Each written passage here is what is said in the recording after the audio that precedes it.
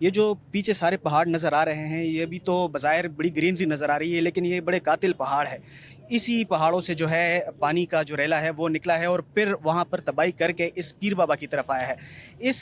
یہاں پر تین علاقوں کو اس سیلاب نے ہٹ کیا ہے۔ ایک قدر نگر کا علاقہ ہے، دوسرا کوکند کا علاقہ ہے اور تیسرا بشنئی کا علاقہ ہے۔ ان تین علاقوں میں بڑی سطح پر اس سیلاب نے تباہی کی ہے اور بڑے گھر یہاں پر اجڑے ہیں۔ صرف قدر نگر کی اگر ہم بات کریں تو یہاں سے ہم نے 20 کلومیٹر وہاں پر پیدل سفر کیا اور وہاں کے جو حالات وہ لوگ بیان کر رہے تھے تو یقین کریں کہ ابھی بھی اگر میں وہ بیان کروں تو میرے جسم پہ بال کھڑے ہو جاتے ہیں۔ ایک شخص سے صرف ہماری بات وہاں پر ہوئی ہے تو اس گھر کے جو ہیں 41 افراد اس سیلاب کی زد میں آئے ہیں اور اس کو پانی اپنے ساتھ بہا کر لے گیا ہے اور وہاں سے وہ لاشیں نکلی ہیں اور وہ لاشیں جو برآمد ہوئی ہیں وہ اس پیر بابا کے بازار میں برآمد ہوئی ہے۔ اور یہ فاصلہ کتنا بنتا ہے؟ یہ تقریباً قدر نگر سے یہاں پر 30 کلومیٹر بنتے ہیں اگر بندہ گاڑی میں یا پیدل سفر کرے تو۔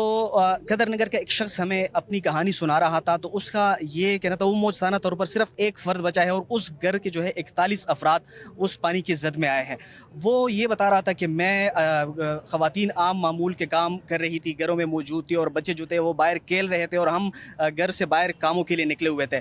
تو جیسے ہی اچانک اندھیرا چھایا ہے اور اچانک سے ایک سیلابی ریلا ہے، چند سیکنڈوں میں وہ گھروں کی طرف پہنچا ہے تو کہتے ہیں میں بھاگ کے اپنے بچوں کو ساروں بچوں کو اٹھایا ہے اور ایک چھت کے کونے میں ان کو اکٹھا کیا ہے۔ یقین کریے یہ بات میں نہیں بیان کر سکتا کہ وہ شخص جو بیان کر رہا تھا کہ سارے بچوں سے میں نے ہاتھ اس طرح اکٹھے کیے ہیں اور میں کڑا ہو گیا، لیکن اپنی بیوی کو بچانے کے لیے وہ صرف ہاتھ اس نے آگے کیا کہ تو اس نے کہا میں نے دیوار پکڑا ہے اور جیسے ہی میں نے صرف نظر موڑائی ہے تو میرے بچے بابا بابا کر رہے تو وہ سیلاب کی زد میں آگے وہ ان کو لے گئے۔ کہتے پھر مجھے نظر نہیں آیا کہ میرے بچے کہاں پر گئے ہیں۔